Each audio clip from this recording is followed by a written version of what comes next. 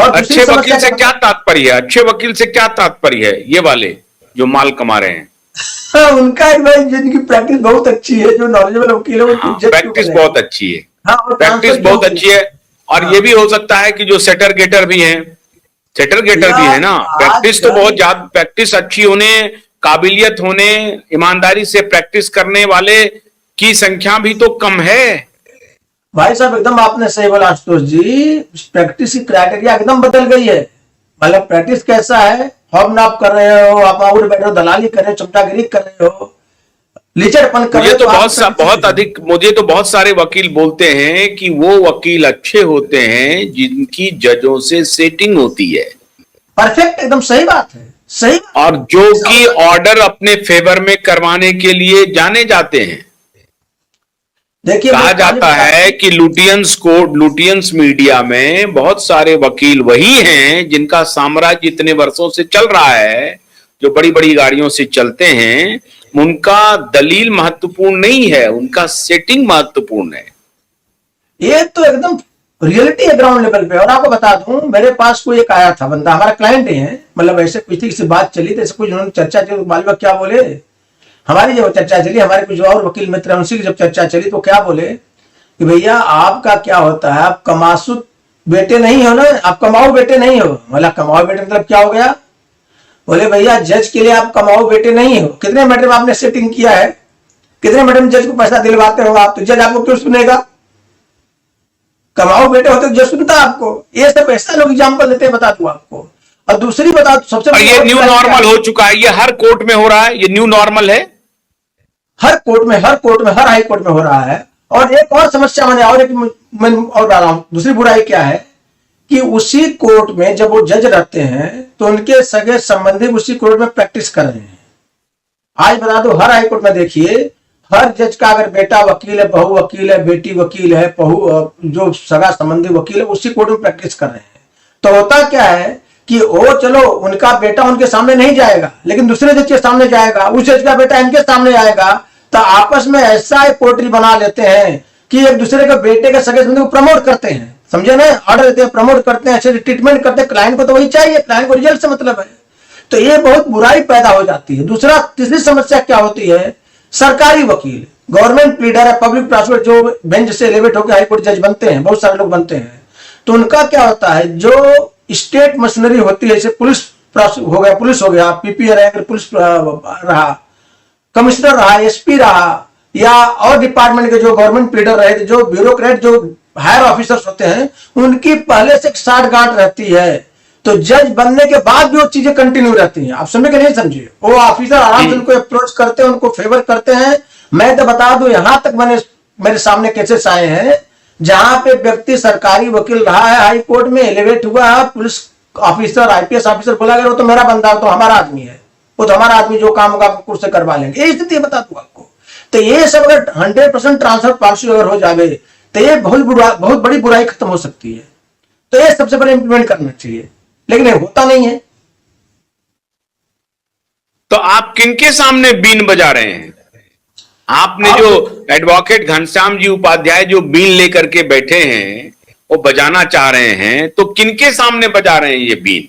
आपको लग रहा है कि इस बीन पर कुछ नाचे वाचे गाए, या बस ऐसे ही करके रखा रहेगा, ऐसे करके रखा रहेगा, आप बीन मेरा बजाते रहे?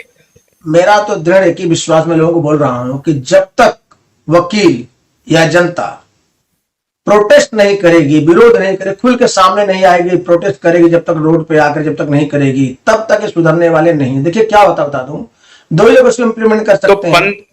हाँ, 15 में से पहला पॉइंट तो आपने ले लिया, इसको बोल लीजिए, पूरा कर लीजिए, फिर मैं बोलता हूं हाँ, जी। देखिए इसमें दो ही लोग इसको, जितने हमने सजेशन 15 दिए हैं, जो हमने डिमांड किया है, एक करने की जिम्मेदारी या हाथ में न्यायपालिका, सर्वोच्च न्यायालय, सुप्रीम कोर्ट और गवर्नमेंट के हाथ में है। और ये दोनों करेंगे नहीं। उसका कारण क्या है कि दोनों एक दूसरे के पूरक हैं गड़बड़ करने में।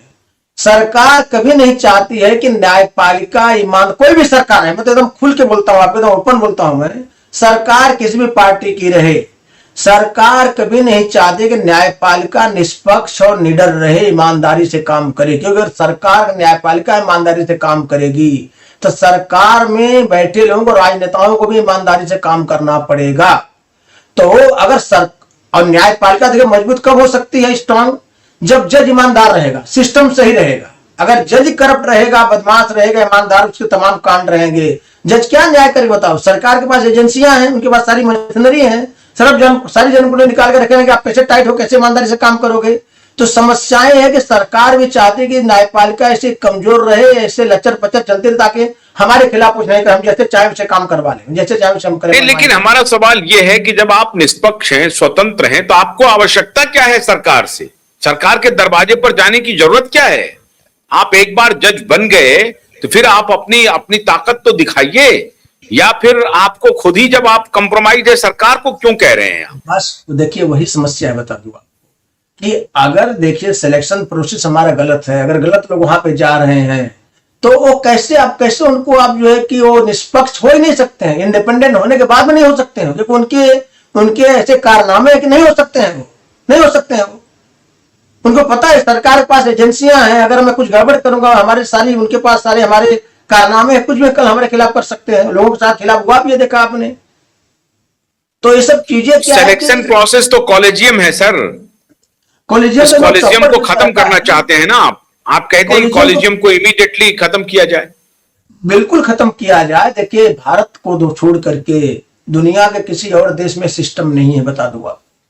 और कॉलेजियम में देखिए क्या होता है कि कॉलेजियम को लोग मिल करके अपने सगे संबंधी को जज बनाते हैं। भारत को छोड़ करके दुनिया के किसी देश में कॉलेजियम की व्यवस्था नहीं है, दुनिया की किसी भी जुडिशरी में नहीं है, कहीं नहीं।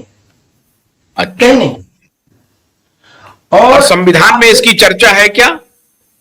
देखिए संविधान में इसकी चर्चा नहीं है, इसकी चर्चा बिल्कुल कॉलेजियम नाम का कोई चीज नहीं संविधान में, लेकिन इसको सुप्रीम कोर्ट ने बना दिया है, एक जजमेंट के माध्यम से बना दिया है, इंडिपेंडेंस के नाम की जुडिशरी के उन्होंने बना दिया है इसको। और सरकार ने एक बार प्रयास किया था, जब मोदी गवर्नमेंट 2014 में आए थे, आते थे। ऐसा नहीं हो सकता है क्या घनश्याम जी, क्या ऐसा नहीं हो सकता कि ठीक है आप जुडिशरी की इंडिपेंडेंस चाहते हैं, तो जजों का अपॉइंटमेंट और इसको बर्खास्त करने का सब कुछ का अधिकार आपके पास होना चाहिए, बात ठीक है।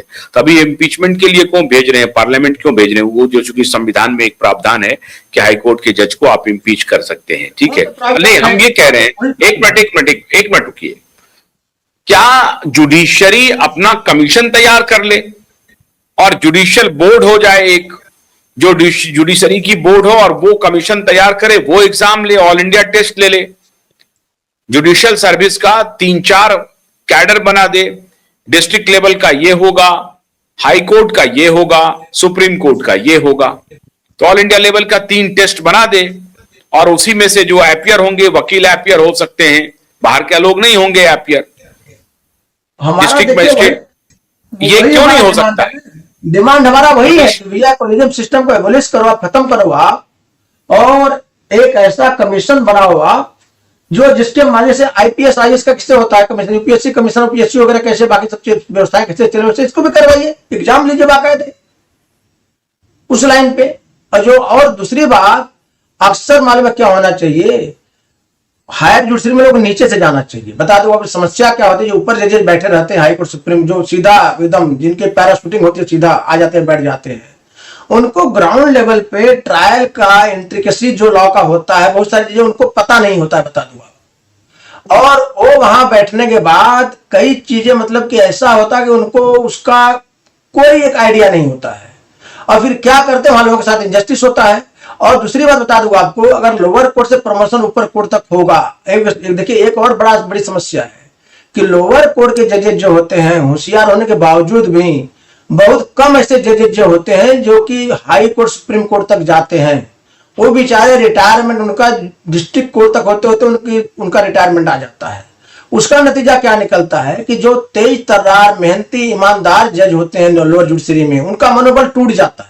जैसे आप हैं, ईमानदारी से काम कर रहे हैं, आप स्टूडियो से मेहनत कर रहे हैं आप, लेकिन आपको जब पता लगे इसके बाद हमारा कोई प्रमोशन नहीं है, या इसके बाद हम ऊपर नहीं जा सकते हैं, भविष्य नहीं हमारा, तो आप क्या करेंगे? फिर आपका मनोबल टूट जाएगा, आप मेहनत नहीं करेंगे, आप जो ईमानदारी आपकी बरकरार नहीं रहेगी, फिर आप भी जैसे लोग चलते वैसे चलना शुरू करेंगे आप। तो ये भी बुराई है। अगर आपको जाने का चांस मिलेगा तो वैसी ईमानदारी, वैसी निष्ठा वैसा दिखाएंगे आप, ताकि आपको ऊपर जाने का चांस मिले। बहुत सारी बुराइयां हैं, बता दूंगा आपको, ये सब जो अभी सिस्टम जो चल रहा नहीं, है